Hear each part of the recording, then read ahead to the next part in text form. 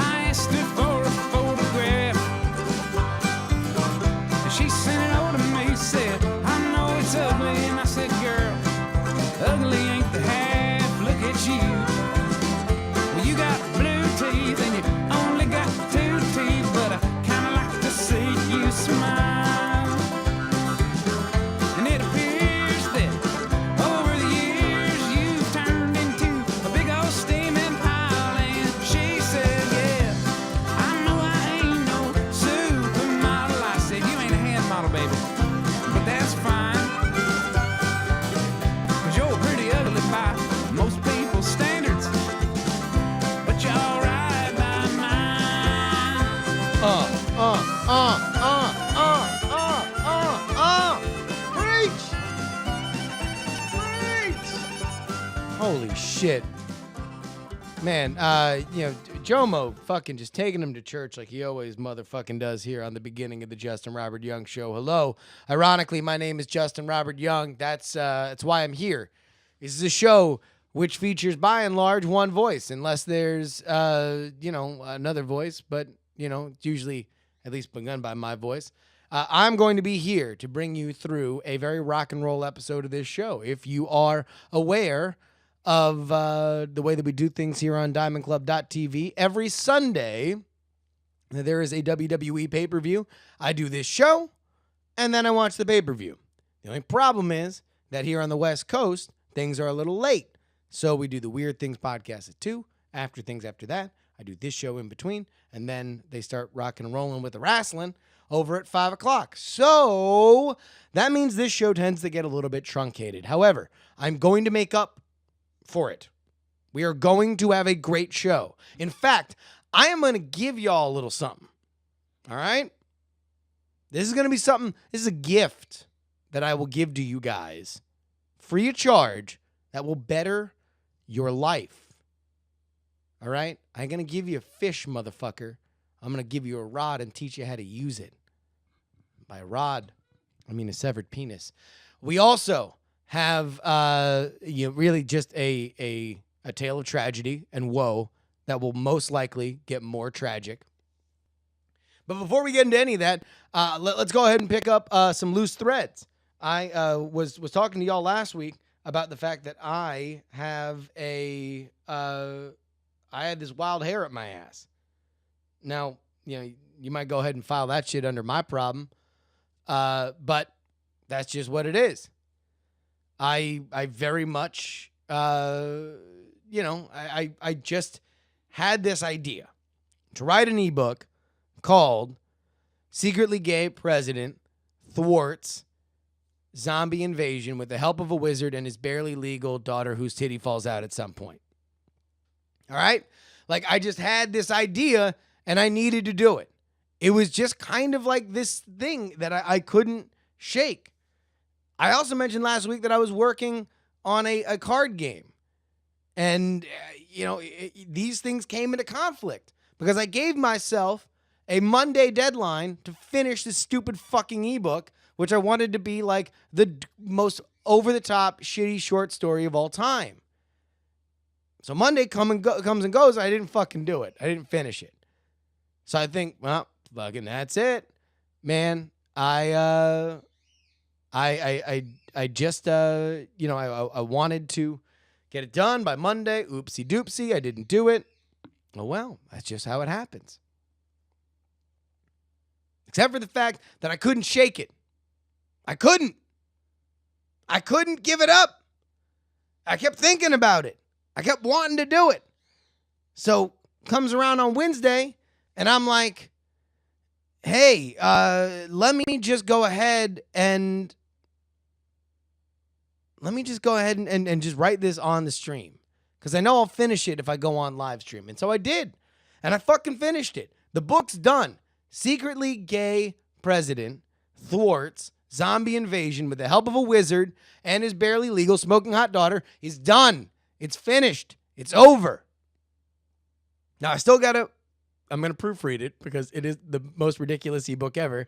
But I'm going to proofread it. And I'm going to put it live on the Amazon store this week. But if you are a patron to the JuRY show, you're going to get it for free. All right? I mean, it's going to be, I guess you've already paid money. You're going to get it, right? It'll just be there for you. I'm going to send it out this week. It'll be up in the Amazon store. It's really ridiculous. It's insane. I totally just, yeah, it was just a thing. One more note. I told a story last week about Hearthstone, how I went from 19 to 13, 13 all the way back to 19. I have returned back to 13. I was briefly at 12. Today, I decided I was going to take fucking matters into my own hands. I bought 15 decks. And as somebody here in the chat room points out, Clitoris 9001, which is what I'm going to name my daughter, says, did you get a gold Neptilion? Yes, I did. I got it in a fucking random ass deck of cards. And I shredded the motherfucker. Shredded it for dust. And I bought myself Dr. Boom because I'm actually going to use that card, and I would have never used gold Neptilion ever. Okay. I'm going to tell you a tale as old as time, song as old as rhyme, a tragedy that will bring a tear to your eye. Like this, if you cry every time, get ready for the saddest story ever told, coming up right after this.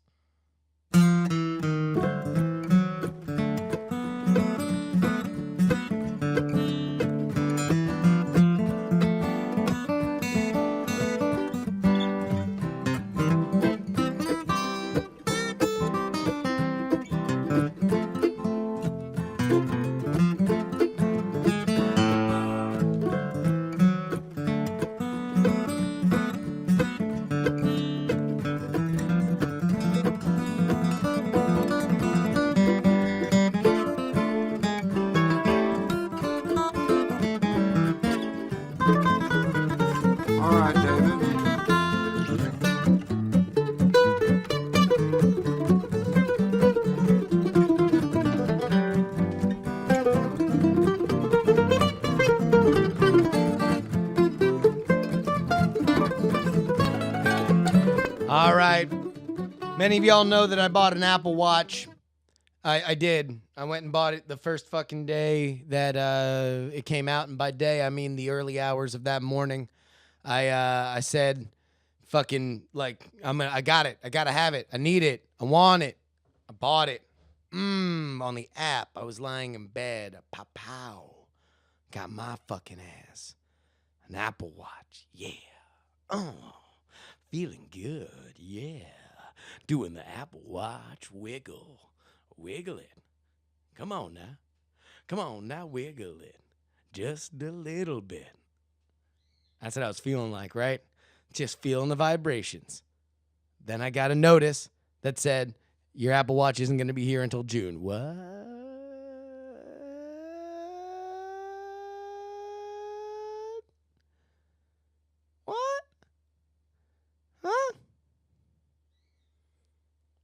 June?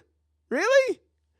Okay, fine. I mean, I go on Twitter, everyone's bitching about the Apple Watch. I'm not getting an Apple Watch until fucking June, until late May. Meep, bop, boom.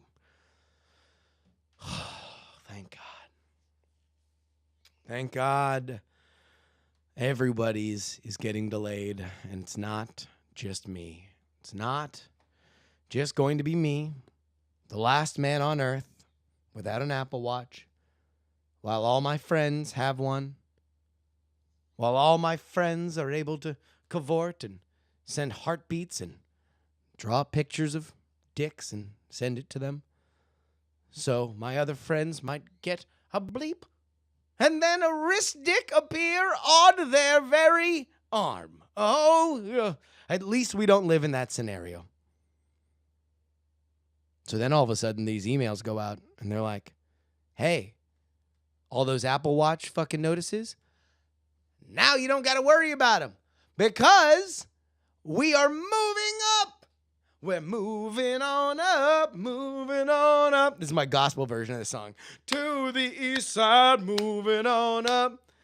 We were going to delay the Apple Watch. I'm moving on up. That's what I was like, yes, all my friends lighting up like fucking Christmas tree lights. Oh, they're going to get one tomorrow. They're going to get one the day after that. They're going to get one this weekend. Everybody's getting an Apple Watch. And I sat at my computer looking at my Gmail inbox, waiting.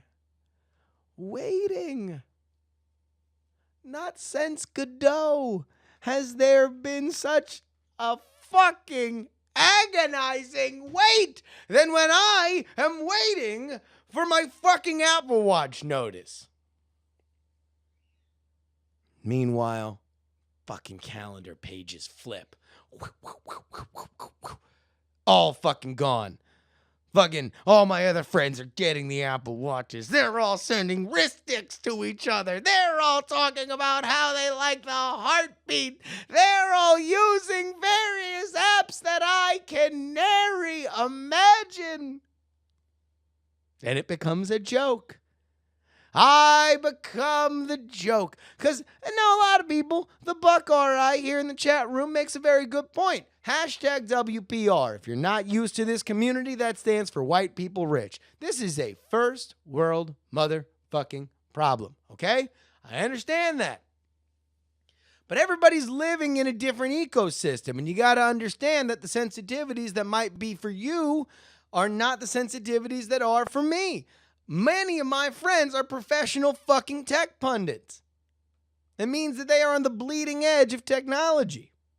Some might say, including my accountant, that I am also a fucking paid tech pundit. I need this thing for my job, but mostly for my life. And so here we are. What is today? Today is fucking Sunday, May 17th. I ordered this shit fucking forever ago. Tomorrow, I leave for Dallas, Texas. In Dallas, Texas, I'll be there for 2 days, and then I fly to Portland, Oregon. I got business in Dallas, then I got business in Portland. But I'm not going to leave to go home. I am going to stay in Portland until next Thursday. Not the Thursday coming up, but the one after that. This is because I got business in Portland on one side of the weekend, then there's a long Memorial Day weekend, and then I got business on the other side of that weekend. And so, I'm using the fact that I got a bunch of miles to fly up my lovely fiance to Portland. We're going to have a nice little romantic Oregonian experience. Oh, man. But really, it just means that we're going to go from being hipsters in fucking Oakland to being hipsters in Portland, which is a really lateral move. Long story short, I'm gone for over a week. The next time I talk to you guys, I will be in Portland. And I will fucking goddamn that this fucking Apple Watch is going to get sent to Oakland while I'm gone. I can feel it. I can feel it. I can feel it. I can feel it in my bones. Can you feel it? Can you feel it? Can you feel it? JuRY's gonna get the Apple Watch and he won't be able to get it. It will be fucking infuriating. I know it will happen. And so now I'm put in the situation where I have to fucking root for the fact that the Apple Watch won't show up. I have to root for the fact that it will not show up until after I get back. Because if Apple decides to send that fucking watch to my house when I am in Portland, I am going to freak. I'm going to freak the fuck out. It will be an issue. So, I don't know. Tune in next week. Find out if I am going to kill somebody.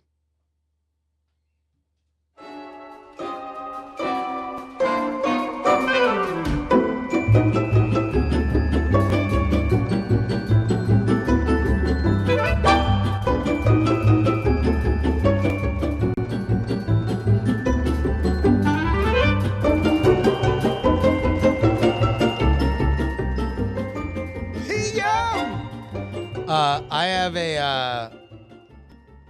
I got a way to help you guys out. I think it's fair to say that we did a thing here on this show called Neon Signs, and what we found was that there was a lot of people who had already been in relationships that wrote in about the follies of when they were single. But I don't think that really did a whole lot for the single people. Okay? What I want is to help out all y'all out there looking for love. In all the wrong places? I don't know. Maybe. When you are single, very often the most agonizing time in a new relationship is just kind of feeling people out. Because, there's a first few couple months when really all you know about these people are, some very superficial things. Some of it's like mutual interest, sexual attraction, whatever that matrix is. It's just a lot of other stuff that is just general noise that you can latch on to. It is only through the first couple weeks, if not months, after that you really even begin to peel back who this person is. So, I am going to help you because I have invented a scientific test to let you know where these new partners of yours are really coming from. Imagine a world where you could forego all those weeks and months sniffing around little elements of their personalities to find out who they really are, and more specifically, what they are sensitive to. Because this is where a lot of relationships that's why you are a little trepidatious, right?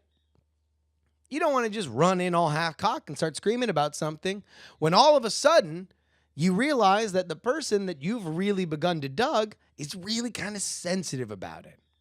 And so now they got kind of a wrong impression of you. You are kind of backtracking, and then it just turns into a really weird situation. No longer.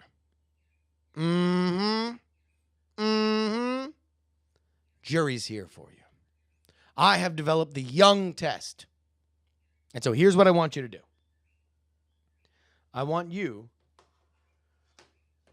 to go ahead and I'm going to have to even take a look at my shot here to make sure that we got the right image. Here we go. We're over the top of the thing. Let me get a little bit even closer to the camera so I can. Here's what I want you guys to do. I want you to sit down with your new your person that you have just started dating. You're in a new relationship. You've not necessarily had these conversations. Before you play what I am about to start saying, I want you to tell them, hey, listen, this is just a thing that I've found to be helpful. I think it is cool for us to go through it together because I think we're just going to learn a little bit more about each other. All right? And you start it at the time code. If you're watching this on YouTube, put the time code to where the Young test starts in the comments. And it begins now. Hello, my name is Justin Robert Young. I'm not a medical doctor, nor am I a scientist. I have, however, through my own research, developed a test that I believe to be very, very effective. It's called the Young test. It is designed to derive a reaction from you that will create substantive and important conversations in your new relationship. Now, this doesn't necessarily have to be a romantic thing. It could just be a couple of friends. What I will guarantee is that you will know more about the person that you are sitting with after you are done with this test. A few caveats. This is a test designed to measure a reaction. Much like a reflex test, where a doctor takes a little wooden or a rubber hammer and hits you on the knee, this is not because the doctor's a fucking asshole who wants to fuck with you and hit your knee. It's designed to measure the reflexes that you will naturally exhibit. Much the same for the Young test. I want you to, in your head, catalog whatever reactions you might have, even minor, so you can discuss them afterward. There is no benefit to this test if your answer afterward is that you had no reaction to anything. When I administer this test, which will involve me saying one phrase, please think to yourself, what did I find offensive and why did I find it offensive? All right, here we go. This is the Young test. God's a real cunt for a gay-ass Republican. Now, this is where you can cut the video. You know, the video can just kind of stop right here. Because what I will suspect will happen is that you are going to have the folks who are watching this with you react a certain kind of way. Now, what they react to will be very, very interesting. Again, the phrase is God's a real cunt for a gay-ass Republican. There's a lot of social issues in here, and a lot of them are treated all willy-nilly. It is very deliberately phrased so as to cross-pollinate various seemingly contradictory social and political worldviews. Anyhow, enjoy those conversations. We'll be right back with all of your email.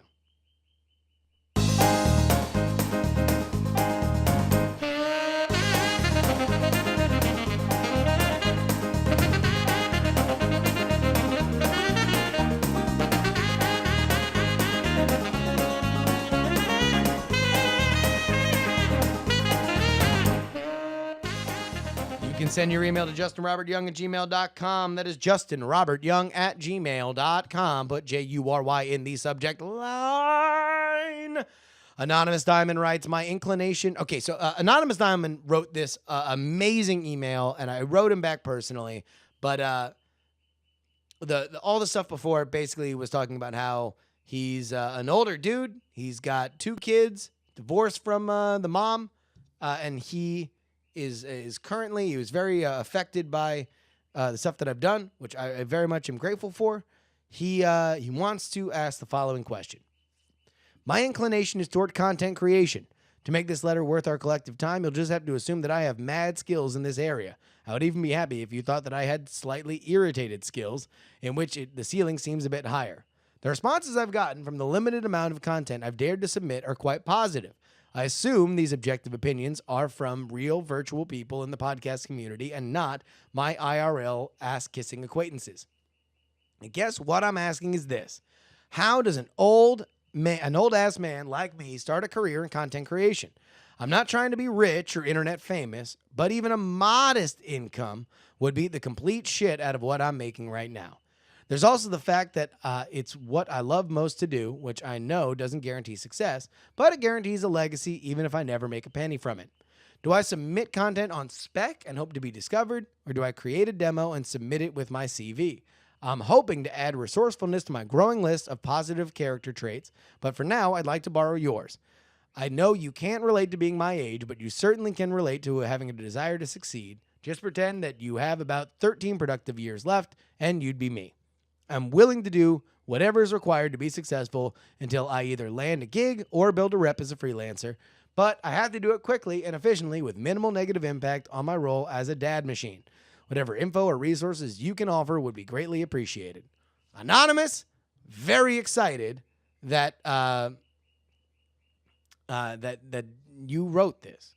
So here is what I would like to let you know. You are fucking at the perfect time.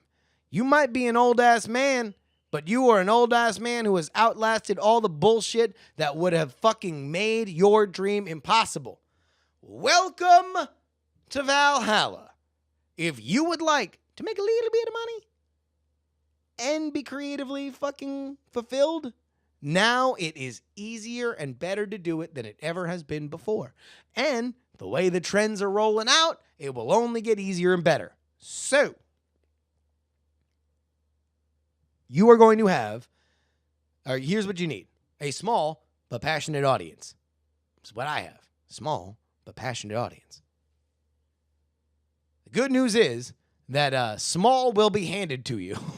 In fact, it's going to go from 0 to small. It's going to be like 3 people. That's fine. Again, think about it like this.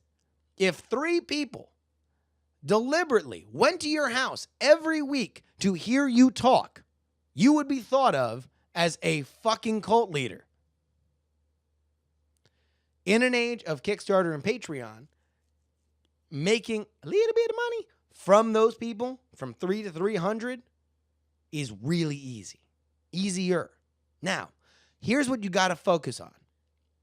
Understand that there ain't no project like the next project. Now, you can wrap yourself up and really, really put your effort into certain things, but even then, it's most important that you not focus on that one thing being your only thing.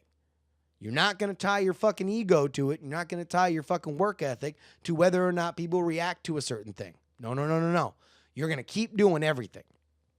One of the many reasons why I love pro wrestling is because there ain't no pay-per-view but the next pay-per-view.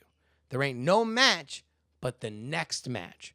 And in fact, there ain't no match like the match that's 19 matches from now.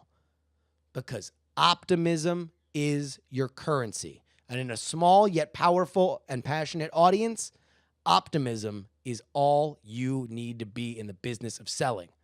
Make your content as good as possible, react to your audience, and make sure that they know in their head that the next episode is going to be the best episode. At least that's what I try to tell myself. Chris in New York City says, Justin, if you haven't finished the book yet, it occurred to me that you could exploit the ambiguity of the title and create some narrative tension by having both the president and the wizard have smoking hot, barely legal daughters and let the readers try to guess which one will have their titty out. He's, of course, talking about my forthcoming ebook, Secretly Gay President Thwarts Zombie Invasion with the Help of a Wizard and His Barely Legal Smoking Hot Daughter. Jesus, Chris in New York City. Fucking wait for the sequel. Come on, man.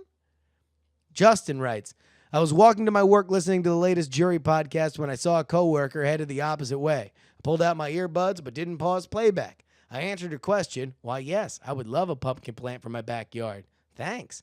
Then popped my earbuds back in and continued on my merry way. And then he writes, in script format, me, child pornography. And then him, what the fuck? This motherfucker was just talking about selfie sticks. Listen, homie, you got to fucking keep up. I ain't going to stop here for you. Phil writes, you've fallen for the mistake. These last two are about selfie sticks. You've fallen for the mistake with so many make with selfie sticks. People hate the object, but they really hate the holder. It's not that the object is evil or the end of society or just obnoxious. It's that the people who use them are in the most typical way, which is to block almost the entire walkway to Adventureland right after the 3 o'clock parade so they can frame a shot with the castle in the background, are evil, the end of society, and just obnoxious. They enable narcissism. They do not cause narcissism. So yeah, You can think of some really good and non-douchey ways to use a clever tool. No surprise. Assholes with selfie sticks are still assholes. The reason they are getting banned is because those assholes will use them in a sophistic haze to do dangerous and stupid things with them, like blocking traffic flow or hitting other people in the face. We can't ban these people yet, but we can take away their tool for being a tool. That is fucking tyranny. That is fucking tyranny, Pierce. Bullshit. You fucking bad people fucking should be banned, right? We should have laws on the books. Where's my fucking amendment fucking protecting the right to bear selfie sticks? Where's my fife? I'm fighting for my motherfucking right to have a selfie stick because I want to do cool shit with it. It's a really ingenious, fun tool. Just because there's a bunch of fucking cunts who are out here ruining it doesn't mean that I don't get to fucking have a fun time with a cool instrument of delight. Huh? Right? Come on. These fucking assholes are assholes, and they should be reprimanded. They should be kicked out of the Adventureland fucking park, and the rest of their shitty, ugly family should fucking hit the bricks with them. But we should not be blaming the fucking tool. No. Blame the man. The fucking, the thing in their hand is just an instrument and an extension of their awfulness. So, and I would object to your point that it is attracted by them. No, or it is attractive to them. Sure, but so are fucking, I don't know, back tattoos. Like, you don't want to fucking ban those. Why? Because they look a lot cooler than selfie sticks. Doesn't mean they're not douchey. So, Phil, fucking from my cold dead hands. Angela writes, the selfie stick is the fanny pack of this generation. Versatile, convenient, and performs exactly as it's supposed to, but you can't help but looking like a dork using it. Yeah, okay. Angela... guilty as charged.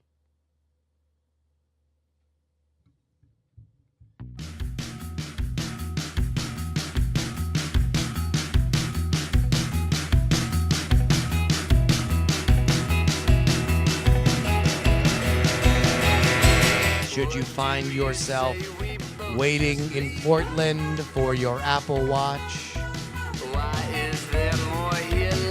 Should you find yourself playing a YouTube video for somebody that you just started dating because a guy on the internet told you to?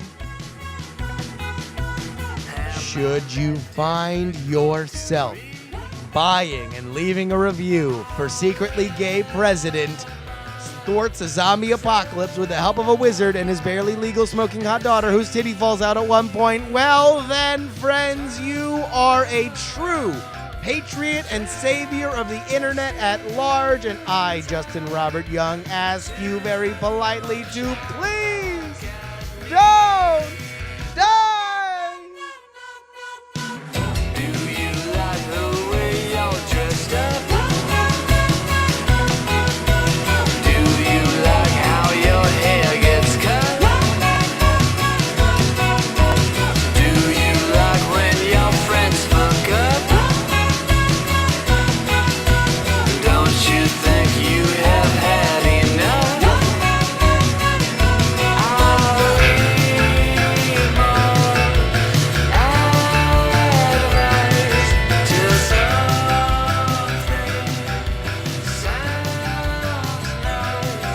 but line just shines back at me.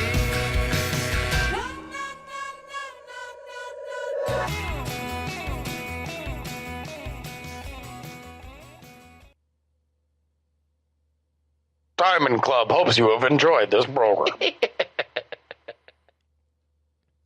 Also, you can find this podcast on Stitcher, iTunes, or some other shit. Email me, JustinRobertYoung@gmail.com. Twitter and Instagram @JustinRYoung, and, of course, Periscope as well. # join the conversation at diamondclub.reddit.com. Peace out.